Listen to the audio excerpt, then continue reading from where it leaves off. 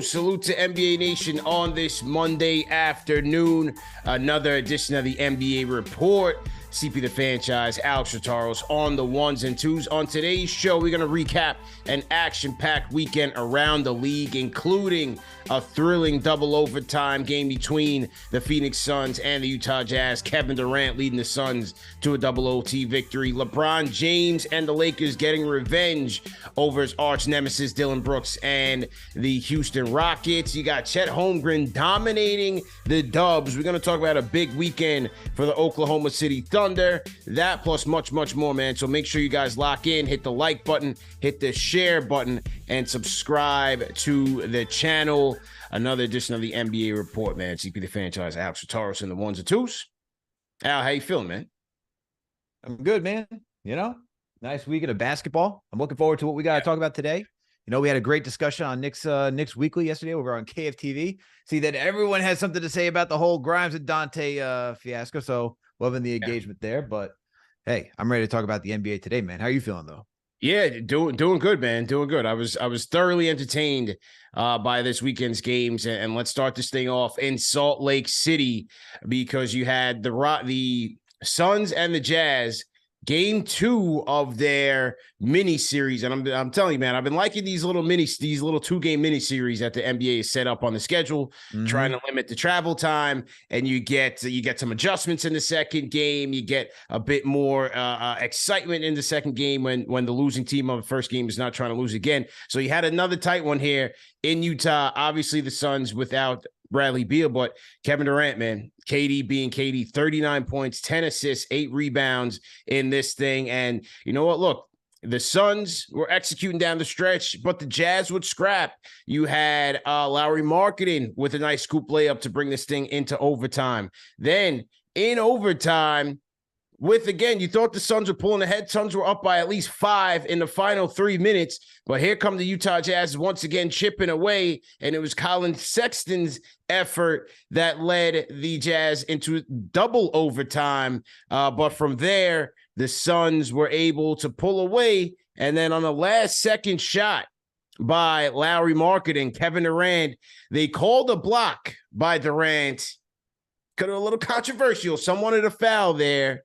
What did you think about the first off, what did you think about that last play on Markkanen? Did you think it was a foul? Did you think it was a clean block? How would you have called that one?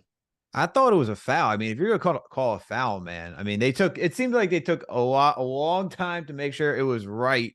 So I would have called it a foul. I would have liked to see a triple overtime. That game was prime for the making, man, for a triple overtime game.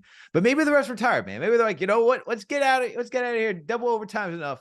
We don't need any more of this action, but I thought it was a foul. I thought it was a foul on Markkanen. That's just how the cookie crumbles sometimes. You know, it doesn't go in your favor. I wish I would have liked to see more because Markkanen was on fire, dude. He was shooting the lights out last night. 38 points, 17 boards for Markkanen, man. I thought he played like a dog on both ends of the floor, man. He was great last night. Did you think it was a foul? I think you could have called that, man. You could have called that. I think in a game, if it happens in a game where it's not like the last second shot, I think that gets called for a foul.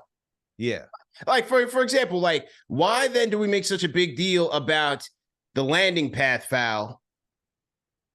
And then this is nothing because he clearly did get hit at some point. Whether it's on the follow through or whatever, he does get hit. And we have seen in games where a guy go up for a shot and a guy, slaps his chest after the shot. That's still a foul. Right. And the whole point of that foul is to protect the shooter, right? Because you don't want defenders going in there and being reckless on the closeout. That's why I was like, are we just changing the rules like as we go and there's no consistency with this as always? But hey. Durant and at the end of a game, sure. Yeah. I think it becomes much more subjective, but give credit. Suns were able to escape with this one. I thought KD was sensational. He was just as a scorer, one rebound short of a triple double. Just playmaking with ease, taking what the defense gave him. They put 2 on the ball. He's making the right reads. He's finding Nurkic down low. Single coverage. He's blowing right past him. He's putting up his mid-range shots. Just absolutely electric and being a playmaker. And that's one thing that the Suns have to their benefit is while they don't have a natural point guard, while they don't have a natural floor general, you got Kevin Durant, you got Devin Booker. Those guys are smart enough and good enough to make their team better and just make plays when they need to, just by simply reading and taking what the defense is giving them. For sure. I mean, for Phoenix, man, you're now back at 7-6, so you needed this win to get back to claw back.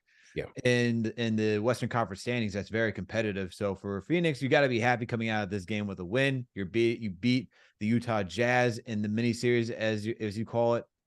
And I think another guy that you got to talk about is Yusuf Nurkic in this and how efficient he was. And that was one off of the playmaking that Kevin Durant had. One play that stood out to me is that KD off the dribble went past Lauri Markkanen and then has a dump off pass to Nurkic to get an easy bucket. And it's just stuff like that you're seeing from KD and Yusuf in this game, man. That's like, maybe just needs a little bit more time for Yusuf to get acclimated to this team, because 7 for 11, man, that's nothing from your center. You got to be happy with that type of production. I mean, you got some efficient score from Grayson Allen as well. Good shooting from Eric Gordon. Nazir Little going 4 for 7 from the field. They got contributions all around. Booker didn't necessarily have the efficient scoring night that you wanted from him, but he still was able to get to the line enough to help the Suns stay in this game too. Yeah, I absolutely agree with that. 22 for Booker. Oh, sorry, 26 for Booker and 8 assists for him. So you had 18 assists between Booker and Kevin Durant. Eric Gordon with 20, Nurkic 18, and Grayson Allen 14. And I just thought overall, especially as this game got into the extra quarters, that the Suns experience certainly, and star power, obviously, let's be honest, they had the best players on the floor, but also their experience got them through each of these quarters, whether it was KD making plays or scoring, Devin Booker, you had Eric Gordon being able to score. And then on the other side, Jazz coach Will Hardy pointed to the fact that, especially on the defensive end, the Jazz weren't able to execute much. And I thought so also on the offensive end. A lot of their possessions were empty, especially in the extra quarters, which is why they found themselves behind. You had some untimely turnovers. I mean, the Jazz, they won the second chance point battle 27-18, 26-12 on fast break points, and they still lose this game. So, they still lose this game. So I thought that was interesting, man. But it was just notable to me that this felt like down the stretch, the Suns' star power and execution, which is what it's about in this league, closed, and the Jazz just couldn't close. They stumbled to the finish line. Yeah, I mean, to keep it a buck in this game, he had some major buckets in the third, fourth quarter when you need him. Obviously, the overtime that you talk about, Sexton was hitting the crucial shots that you needed. It was more so Jordan Clarkson that was just off, man. 5 for 12 from the field. Didn't get. And he was coming in hot.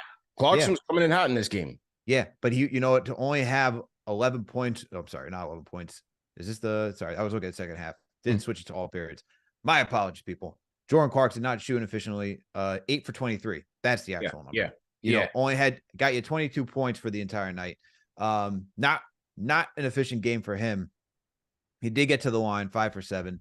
So for him, I'm just like, even though you got to the line, you got to take better shots than what you were doing last night, man. Like, you're supposed to be that second guy, especially in that starting rotation, to help this team go through. But what that also didn't help is that they weren't getting the scoring from their point guard, Keontae George, man, who's been making a name for himself. I really like Keontae George's game. He struggled last night too. So you didn't have a good shooting night from Keontae George, who went 2 for 12. You didn't get a good shooting night from Clarkson as well. So those are the two big guys in your backcourt. When you look at where was the efficient shooting that you needed, those are your big two culprits right there. Yeah, I think that's the issue with the Jazz. Part of the issue with them is that they need a more reliable second option. I mean, Clarkson, he's been great. You can say a lot of great things about him, but he's a microwave scorer. Like, that's who he's been. That's who he's always been. So he can get it going in bunches and he can rip off a couple games in a row. But, as a reliable two-way threat, they still need a little bit more work there. Marketing certainly brought it. So he brought his A game, 38 points, 15-27 shooting, 17 boards. He was great for them on both ends, 2 steals, 2 blocks as well. But they need a little bit more consistency from a second guy. And they just haven't been able to establish that just yet. You did have THT with 25 points off the bench, 9 of 18 from the field. And Colin Sexton, as you said, chipped in 18 points, 6 to 13 from the field. I think with George, coming into this game, he was averaging, no, even after this game, last 5 games, he's been averaging 8 dimes. And that was one of their holes last year, was at the point guard spot. And again, early, but looks like he's been playmaking very well for them. The shots will fall, but overall, I like his approach on the offensive end. He is aggressive. He likes to attack downhill. He's got a nonstop motor. Obviously, the decision-making and the shot selection will improve as he gains more experience. But I think so far as a rookie, man, he's had some highlights, man. Like I said, eight dimes in the last 5 games. That part of the game has been good. I think the rest will catch up, man. His shots will certainly catch up. Yeah, absolutely, man. He's got the flair to his game too, which I also like. And the decision making for being a rookie at the point guard position, like, let's keep it real. Playing point guard in the NBA, it's like playing quarterback in the NFL. It takes time, it takes years to get the experience to understand how to manage a game and know when to choose your shots, right? And make sure everyone else is getting involved.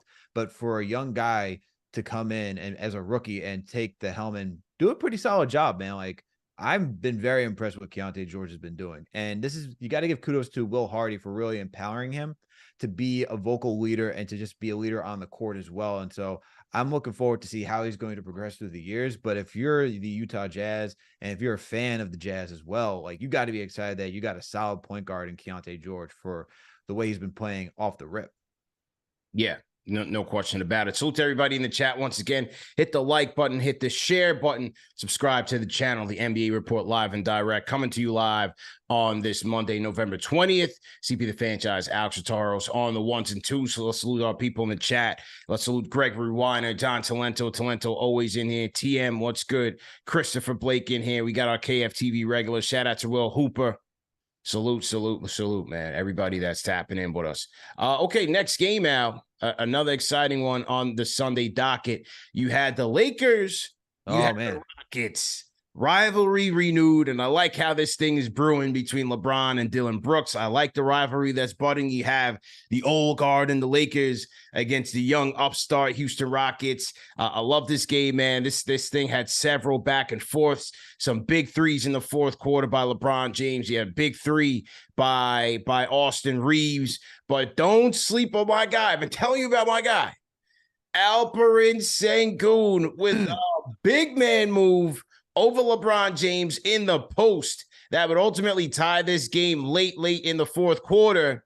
But LeBron James would not be denied in this entire game, man. LeBron would ultimately get to the line. Rockets put him to the free throw line, and LeBron would make 1 of 2 to wrap the game up. Dillon Brooks did try to get the last laugh at the end, but couldn't make a half-court heave. Lakers win 105-104. They go to 8-6 in the campaign. How about LeBron James, man? 37 points. Season high 37 points for the 39-year-old LeBron James. 14 of 19 shooting from the field, Al. 8 dimes, 6 rebounds, 3 steals on the night. I mean, what more can you say about LeBron James, bro?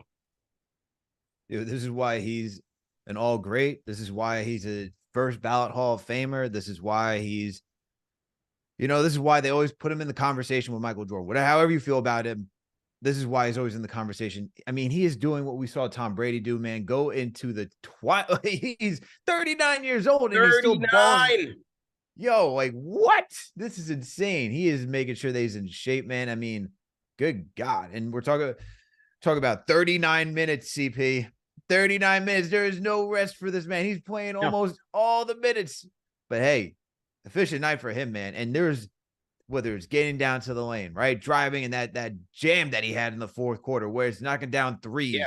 He's showing that he's not slowing down whatsoever. The slam that he had in the fourth quarter. That's the one. About the way he turned the corner off the screen, bro. That's what I'm saying. Like, bro, the explosiveness, which was he turned that corner and the lane just parted. I said, bro, this is like 25-year-old LeBron James.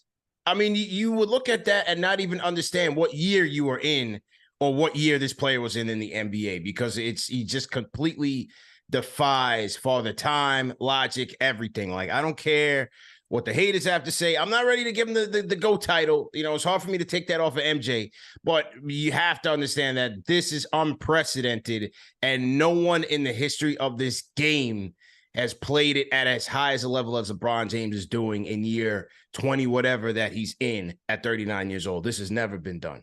Never been done. It hasn't. And CP, it's not only just the scoring, right? Like he had 37 points. It's the assists. It's the rebounding. Like he is a complete player. The fact that they need him to play all 39 minutes just tells you how this Laker team is right now. And it's still impressive that he's playing 39 minutes, dude, especially after the foot injury that he had last season. That's why they wanted to limit his minutes. And this is also why they're in talks for Zach LaVine. But hey, very impressive. But we also got to talk about Anthony Davis, dude, because Anthony Davis is another guy, phenomenal night. This man was efficient in his 32 minutes, 11 for 15 from the field, hit 5 of 7 of his free throws, got you 10 boards, got you 3 assists, 2 steals, 1 block, 27 points in total. AD was also in his bag last night. I mean, between him and LeBron, they're the main reasons why they were in this game, right? Of course, he had Austin Reeves off the bench, but AD, when he's healthy, man, and he's playing aggressive that he was last night, you can't stop Anthony Davis. But the thing is, can he be as consistent as last night, right? To help LeBron get through this 82-game season, make sure that you have a deep playoff run. Those are the questions we're going to have about him. But when you get that type of Anthony Davis, he's unstoppable, man. For sure. And you could have even argued for him to get more touches in this game. But AD was great. And unfortunately, he had fouled out in this game. But I got to give credit to Alperen Sengun as well for drawing that charge on AD, who picked up a 6th foul. That was a veteran play right there. That was a veteran play. And give credit to referees, gave him that respect. They gave him the call and fouled AD out in a pivotal moment in that game. And then coincidentally or consequently, what happens later on in this game, it's Alperen Sengun with LeBron on him to end up tying the game, where at that moment, that would have been Anthony Davis, and maybe he doesn't get that because Sengun was able to overpower Rui, and he backed up LeBron. If you saw that, he caught LeBron with a little elbow to the sternum. LeBron staggered back. Not too many people can move LeBron, bro. So that's how tough Alperen Sengun is. And so I thought that part where AD was missing, the Lakers were in a little bit of trouble there, but LeBron was able to seal the deal for him. For sure. I mean, I think the one thing in this game too, CB, that really has stood out to me is Austin Reeves coming off the bench. The last 6 games he's been coming off the bench and he's been playing much better. Maybe it's been tough.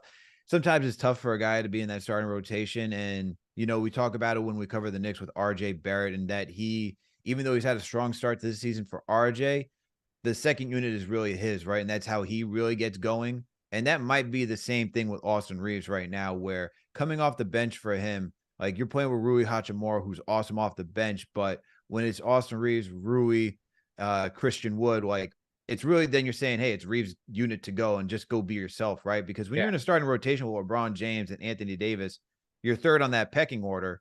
But when you're in that starting rotation, you're not going to get touches too early necessarily. And it's going to be through LeBron James and Anthony Davis to get those guys going, because once they get going and you force the double teams, triple teams, and the defense to hone in on those guys, then everybody else becomes open. So I think it's a good move to have Reeves back on the bench.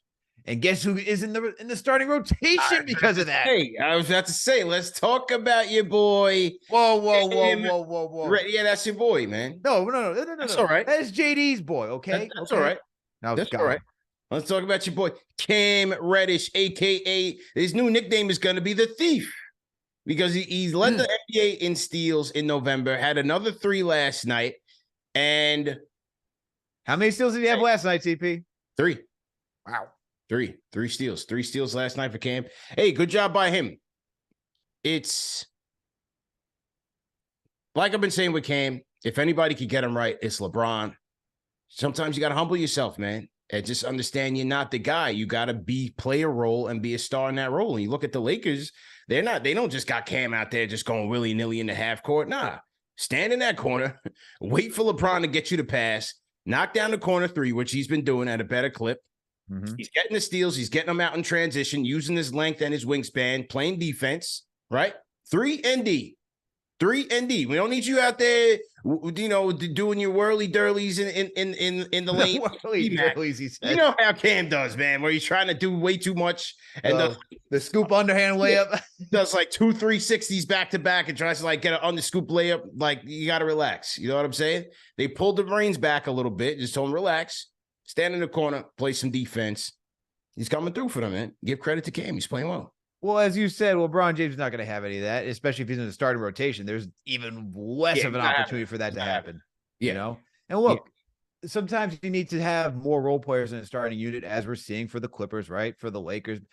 I'm not saying Austin Reeves isn't currently a role player. He's a higher end role player, but to what you need out of him for him to be, which is a legitimate scorer, like Cam, you don't have to ask that from Cam right now.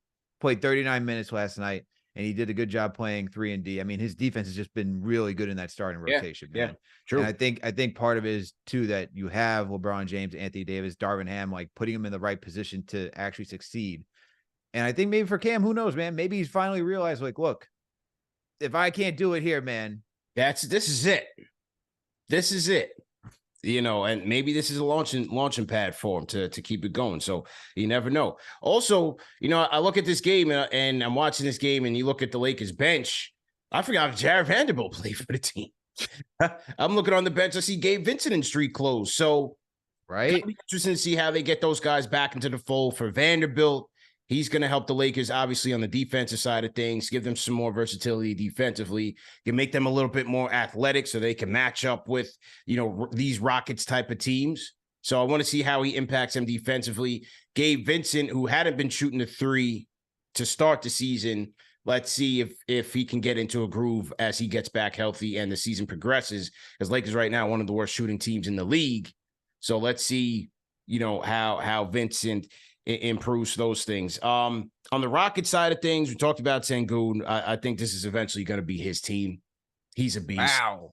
I think this is ultimately going to be Alperen Sengun's team, bro. Woo. Yep, I think so. I think this is going to be his team. It's going to be his team. And I mean, bro, look at the last shot that they went to. Hey, I'm not disagreeing with you. They didn't go to Green. They didn't go to Van Fleet. They didn't go to Jabari. They gave it to Alperen Sengun with LeBron James on him and said, make a play. Make a play. We'll get out the way. This is going to be Alperen Sengun's team. I'm telling you. He's got the footwork. He's got the toughness. He's got the passing ability. He's got the shooting. He's a bootleg Joker. He's like a little bootleg Joker Sabonis hybrid. It's going to be his team, bro. He's nice, man. I mean, when you watch the game, I think the one thing that they really did this offseason to really help unlock his game is, one, go get Fred VanVleet. Because the thing with the Rockets, man, outside of having Jalen Green, as I've said on another show, is that Jalen Green, he's just like dribbling, getting his, not really setting anybody up for success. And so, like, when you watch other players and you're like, okay, Sengun looks nice. Can he be that guy? That's what you say about everybody. It's like, even with Smith last year, even though Smith had a rough start and now he's playing better in his role, it's like, oh, okay, can he be that good? Like, when you have somebody just worrying about themselves, you'll never know. To bring in Fred VanVleet and now get this team organized, bring in somebody like Dylan Brooks, veteran experience, no nonsense on defense, that's been a game changer. But the thing with Fred VanVleet is the pick and roll with Sengun, man. Like, holy cow. I can't count how many times they did that in that game. But every time they went to it, Sengun was just operating like, as you said, a Dollar Tree Jokic, right? And it's like, he's finding the right passes. He's scoring, he has the finger roll down packed. He's got all the moves.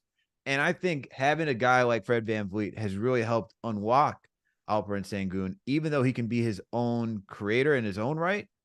Having a guard that you can just rely off of, it opens up your game, right? Being able to play off ball, that's what expands anybody's potential as a true, like, well-rounded player in the NBA. And I like that move.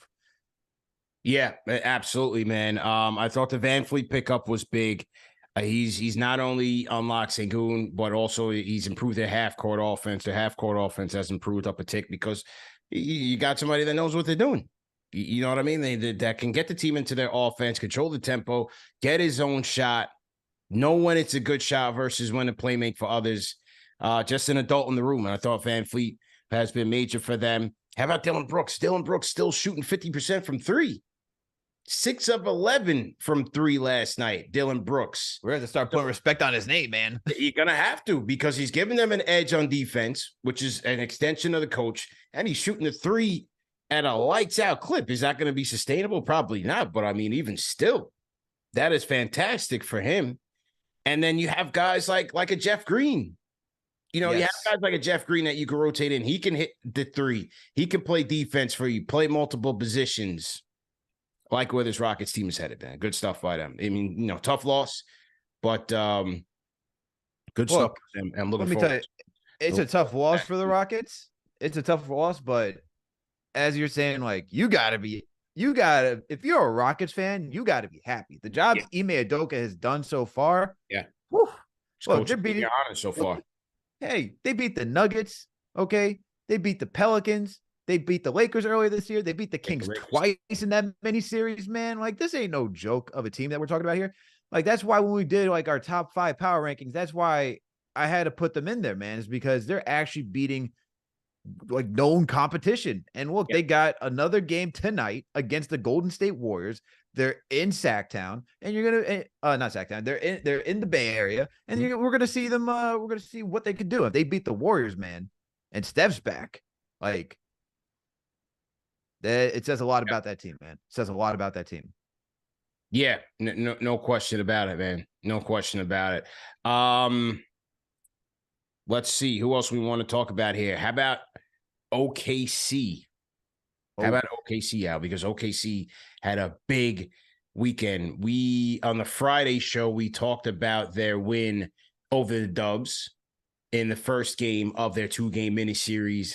And then in the second one, with Stephen Curry returning, it got even more dominant for Chet Holmgren and Shai Gilgeous-Alexander, man. 130-123, OKC wins in overtime. You had the Dubs up by as much as 18 in this game, but OKC would mount a 22-6 run, get themselves back in the game. They were able to weather an Andrew Wiggins storm. Wiggins, give credit to him. He got back into the flow. He hit some big threes down the stretch in that game. But as he ties it up, with the 1.9 seconds left, Chet Holmgren gets the inbounds with the turnaround tray at the elbow and knocks it down clean. They would put this thing into overtime, where Chet and SGA and the gang pulls it away. 130-123, man. OKC wins. You had Chet Holmgren with 36, 10 rebounds, 5 assists, 2 steals, and 2 blocks. SGA with 40 in this win, and Golden State has to do some soul searching. What'd you think about this? Is Chet Rookie of the Year, CP? He could be. He could certainly be climbing. He could certainly be climbing, because I think he's got a more well-rounded and polished game than Wemby. It's way more compact and fluid, and I think he will have the advantage of playing for the better team and leading that team. That's why I think he is in the lead, and that he could ultimately get it if he stays healthy. Woo, Chet, man. I mean, the way his game is just so fluid, as you said. The way he could just attack off the dribble, his shot, man, it's just it's spectacular. I think this OKC team is going to be reckoned with for a few years to come, man. I'm going to be curious to see how they pay it all out, because the core that they have between Jalen Williams, Chet, Shai, like, you got a lot of guys on that team that are so good, but this team is like, it's gonna be they're a fun story, man. This is a fun story team because they're just so young. They've been sucking for so long, right? Especially after Chris Paul left, they had one magical season. Now you're like, all right, when is it actually going to happen? Is Presti going to make a big deal to go get a star? What's on the docket? But now you just see this internal development, and it's just paying dividends for them, man. And Chet coming back, you can see this is who they needed last season, and that's how big of a difference maker he's been, man. I think I got a question for you though, just to make it a little bit more interesting. Whose team is it? Is it Shai or is it Chet's? Oh, it's Shai's team. They go as he goes. 40 points in this game, two-way force. He's the guy he's the straw that stirs the drink. Shea's the straw that stirs the drink. He makes everything go. They flow off of him, his demeanor, his calmness, the way that he's able to rally the troops. He never gets rattled, never gets rushed. They flow off of him.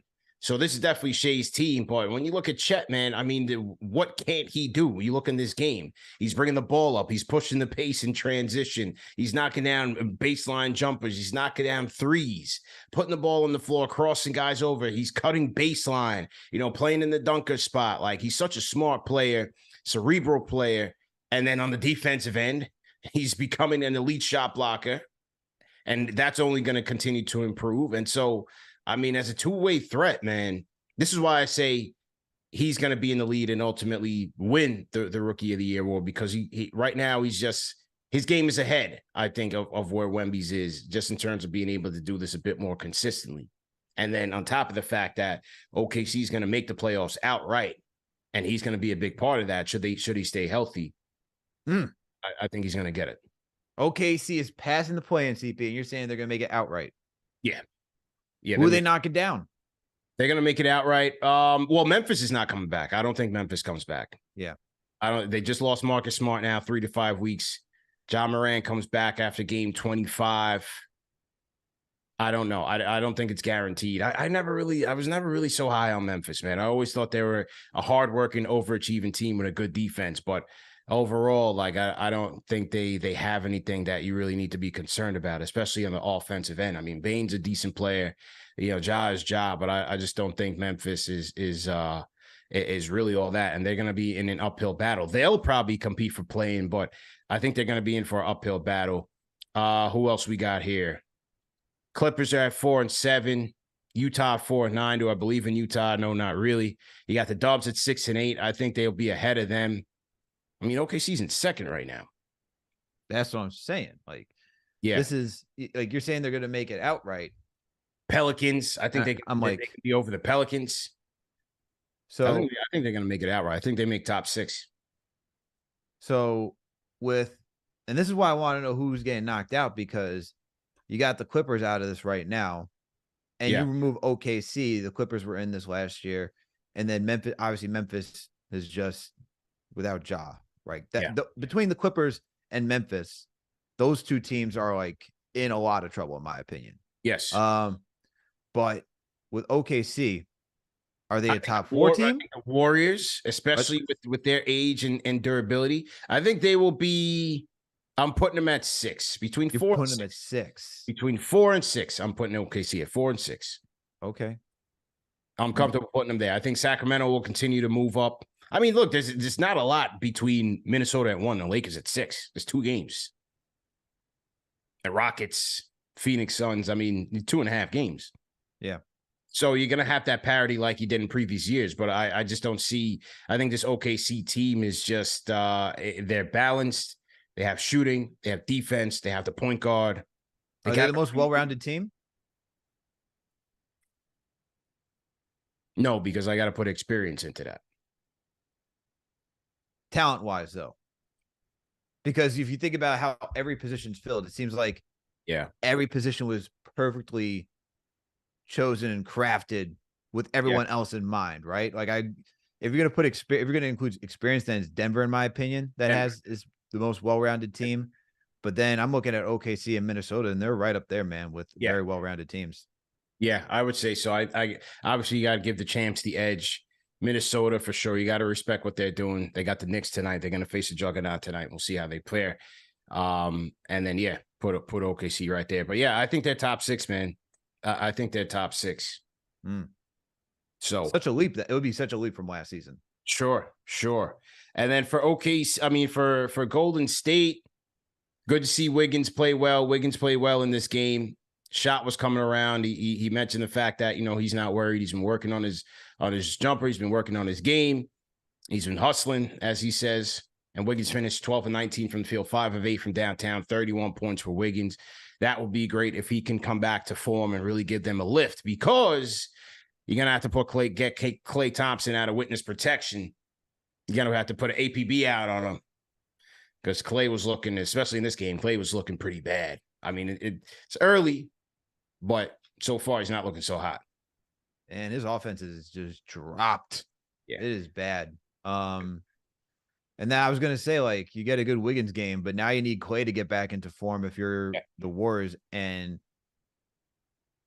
are you moving him to the bench, CP? That's a tough decision for Steve Kerr, man. He's not cutting it in that starting rotation, man. He's not cutting it. I love Clay. He's been in the league for such a long time. Was an awesome two-way threat. Though the ACL and the Achilles injury has really hurt him. I think I'm like, if I'm Steve Kerr, you got to have that legit discussion about him coming off the bench. Yeah. Until he shows that he's actually capable of putting up the numbers that are respectable enough. Like we're not even talking about 18 points, CP. We're talking about less than that. And he's shooting ineffectively where he's killing the team. He hasn't been good, man. He has not been good. So they're going to have to do some soul searching for sure. Ugh. So to everybody in the chat, once again, hit that thumbs up button for you boys. Hit the like button, hit the share button, and subscribe to the channel. CP and Alex on the ones and twos. The NBA report is cooking. Salute to, we got KFTV Jalen in the chat. Lope 104, salute. Or is it Lopez 104? Oh, there's no Z. Shout out to Juan B. Salute to Juan B. He says Cam definitely does more than sit in the corner. Okay, well. We must be watching different games. I mean, when LeBron and those guys are out there, he's definitely in the corner waiting for that pass. Who else we got in here? Gregory Weiner, salute. Okay, Al. How about Detroit? Detroit is burning. It always is. It always is. Places are dumb. But Detroit loses 142 to 113. Raptors absolutely bulldoze these guys. And yeah, man, Detroit goes to 2-12 in a campaign. Losers of 11 straight games. Yikes. Raptors just absolutely put it on them. And after the game, Kate Cunningham was real candid with the media. He said, listen, right now, I got nothing more to say other than the fact that we are bad. According to Kate Cunningham, he says their effort was unacceptable. We're the youngest team in the league, scrapping and clawing for everything. That should be the last thing that needs to be asked of us or talked about. He was referring to Monty Williams calling the team out, calling out their effort and their hustle. He said how hard we're competing, that should be a given. When we wake up in the morning, we should be like, we've got to get to the court. Monty Williams shouldn't have to ask about our competitive level. That's something me and he said Isaiah Stewart are also trying to stay vocal about. Everybody has to come with it. What do you think, man? Pistons, what do you think? I think, it really helped the most, CP? Get Killian Hayes out of that starting rotation. Yeah. Like, good Lord, man. He is hurting the team. He's shooting under 40%. Why is Jaden Ivey coming off the bench?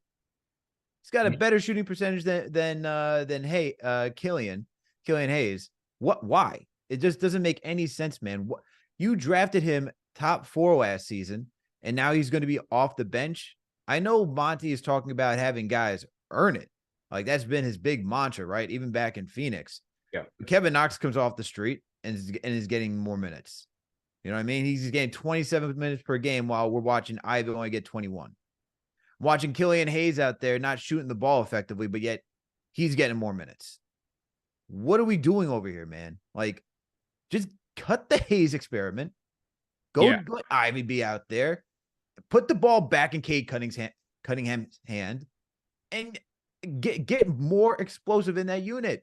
Like, it's a young team, man. It's a young team. It's a rebuilding team. No one thought about Detroit coming in here to compete. And if you're going to keep rolling out Killian Hayes out there, I think you're just stunting the development of Jaden Ivey and the rest of this team.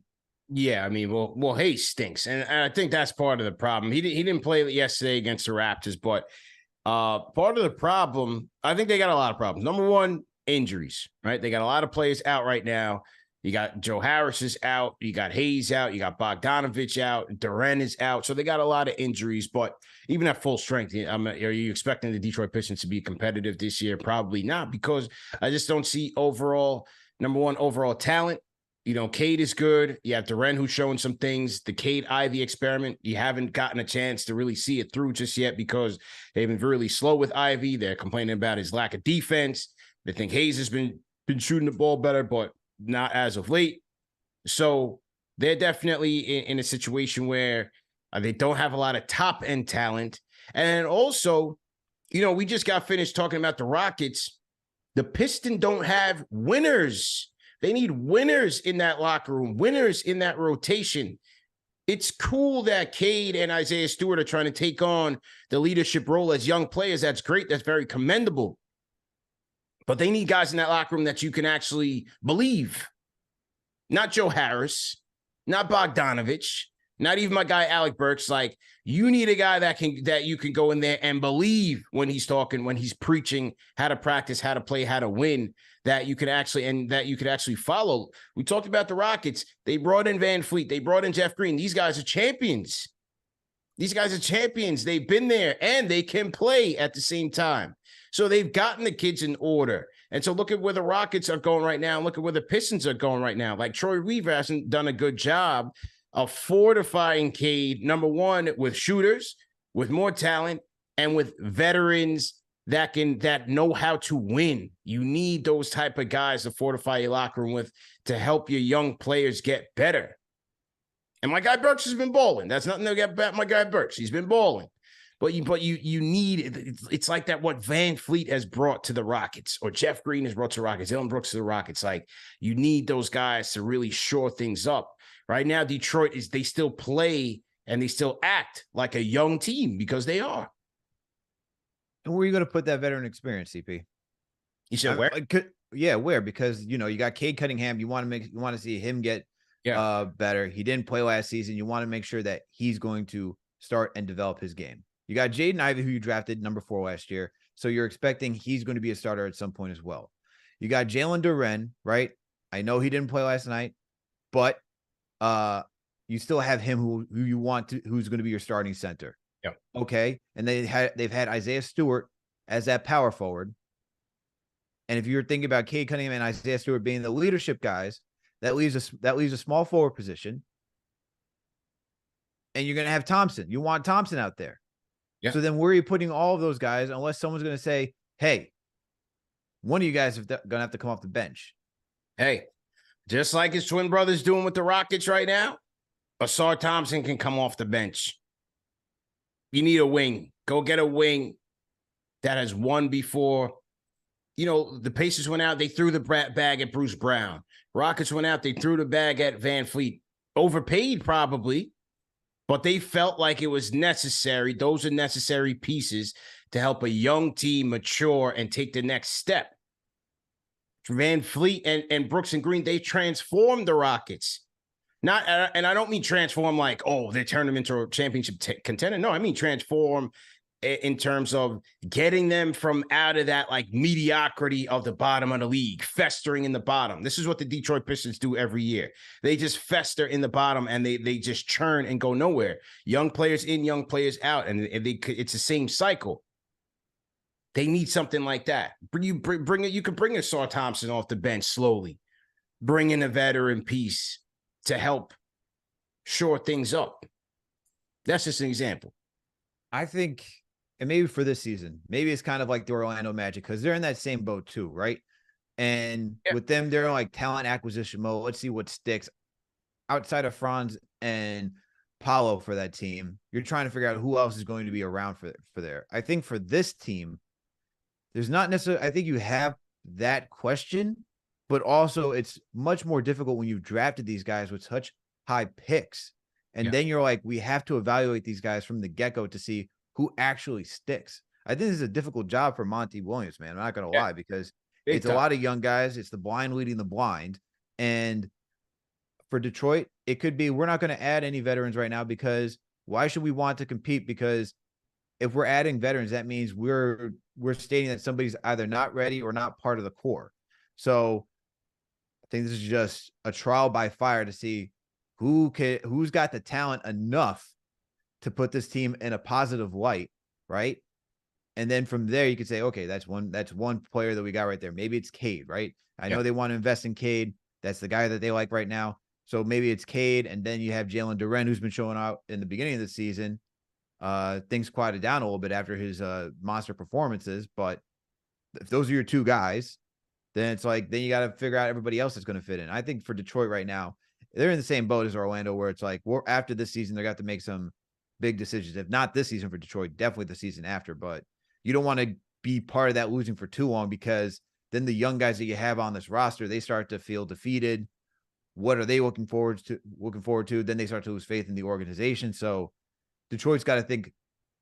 They got to think what they're going to do the next offseason or in the next 2 years at least, or at most, I should say. Bill Nick in the chat says Berkside stand up. Shout out KFTV Jalen says Wiseman, Bagley, Hayes, land of the bus.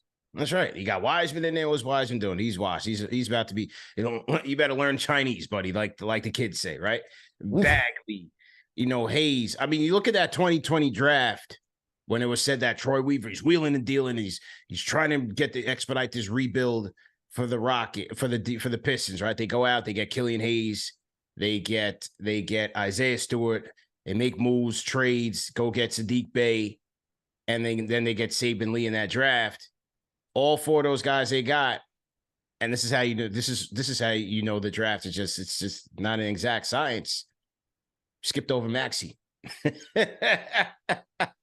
All that wheeling and dealing, and none of those guys will be close to what to the play that Tyrese Maxey is going to be.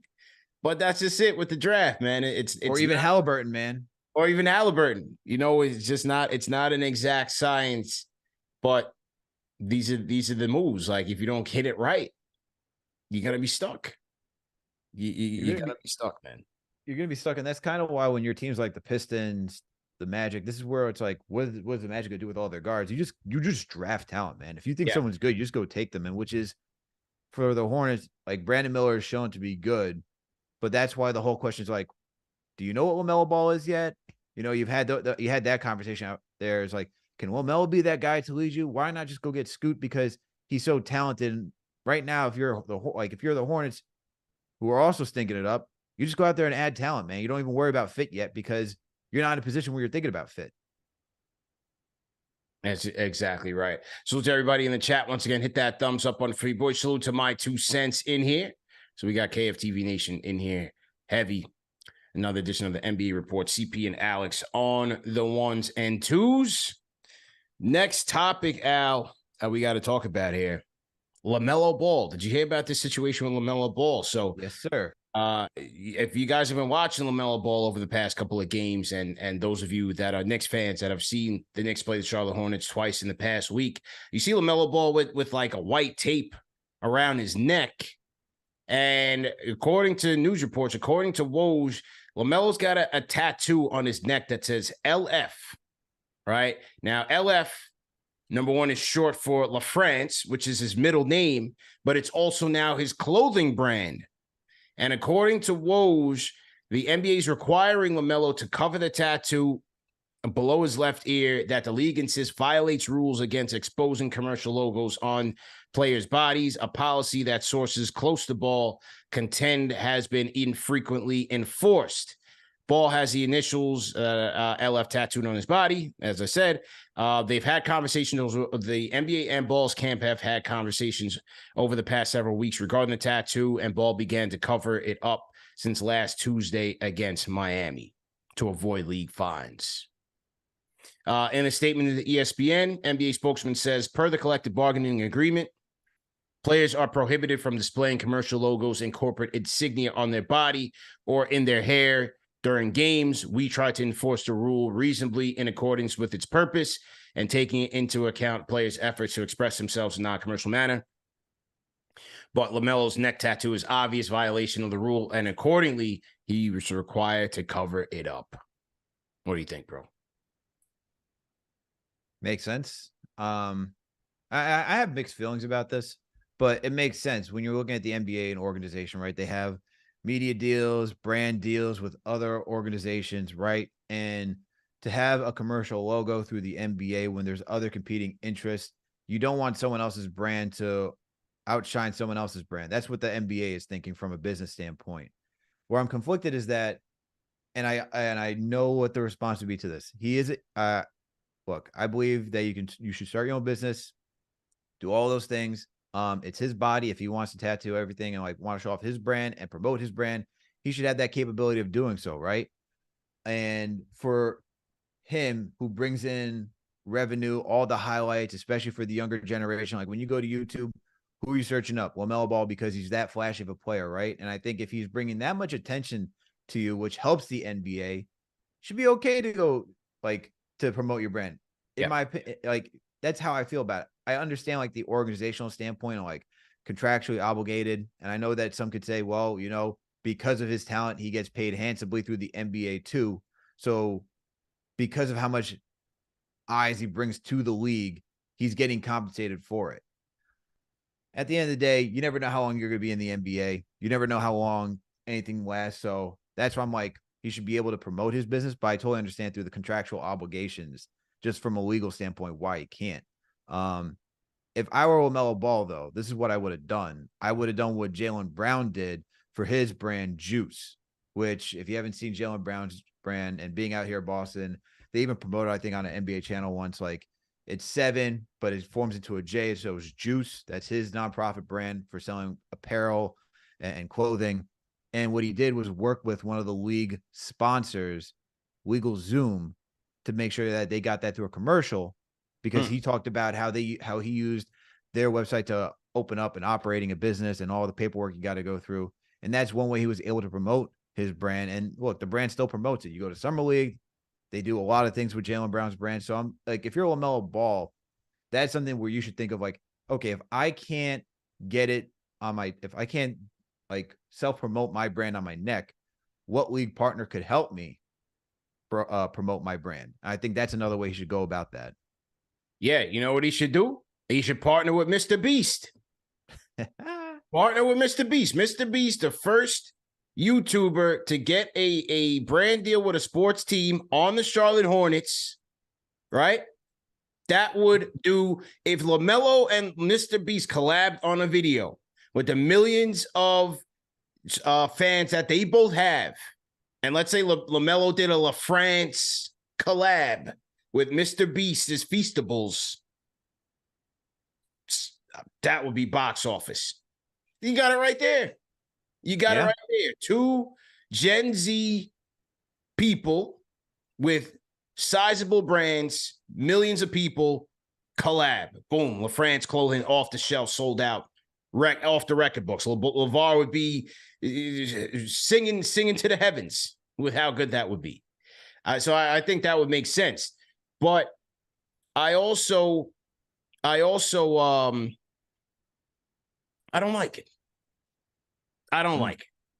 I understand on one hand where it's like, okay, well, you have companies like a Mr. Beast company paying tons of money, tons of millions to get their product placement or their logo placement on the jerseys. And you have other branding, and so people pay. So to have sort of a free endorsement of another brand, from a capitalism standpoint, it just doesn't work, right? The people who paid should be getting the exposure. However, the money is being made on the backs of a player like LaMelo Ball. And I understand the NBA, it's a privilege, it's not a right. But in this whole era where the NBA is preaching player empowerment and supporting the players on their causes and so on and so forth, the NBA should be at the forefront to say, you know what? This is a player. This is his brand.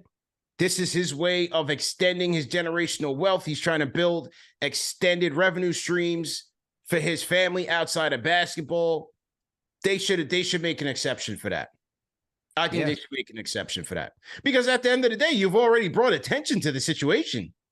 You've already given it publicity. Like, if a random fan is watching the game and sees an LF on LaMelo Ball's neck, who's Googling that saying, what is LaMelo Ball? Like, nobody's even paying attention that's his clothing brand, except for his immediate fans that would know, that are in the know.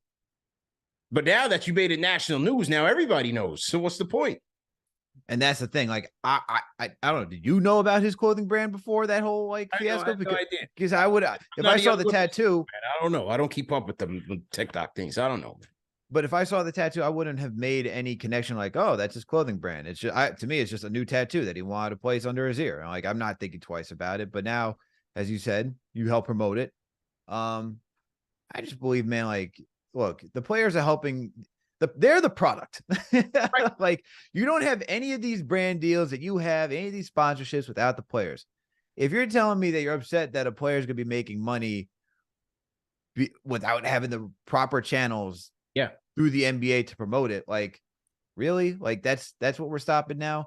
And I don't think, like, even though Jaylen Brown had what I said through legal Zoom to promote his brand, it's still not partnered with the NBA where he could, like, you can just go out there and do the same thing. Like, he doesn't have a tattoo. I don't see anything of that nature. But yet when I was at the game, I see a lot of juice jackets and shirts all on the court. And I'm like, and that's what I'm going back to. I'm like, I saw his stuff like on the floor. Like, maybe they weren't on TV for that long, but even if you get a glimpse, even if you're on the court, like, there's other brands there that have signed to be in the arena and so forth. So is this kind of like a double standard in my eyes? Like, how far are you willing to go through this? Is it because that it's on the player's ear that you're constantly seeing him on camera that you have an issue? Or is it the fact that, like, is that the fact, or like you're not going to have it at all, like on the court? Because if that's the case, then we got to talk about Jaylen Brown's brand too.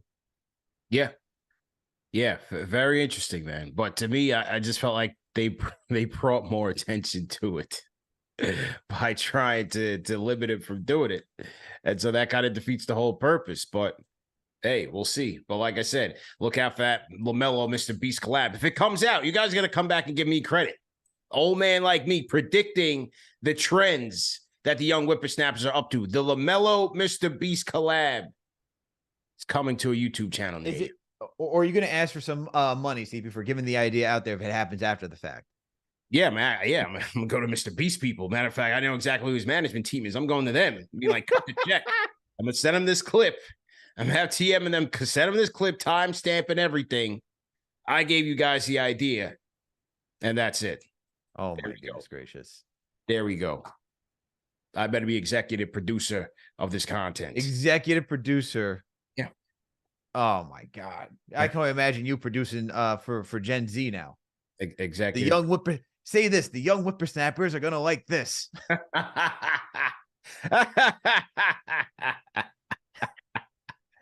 Absolutely, man. Absolutely.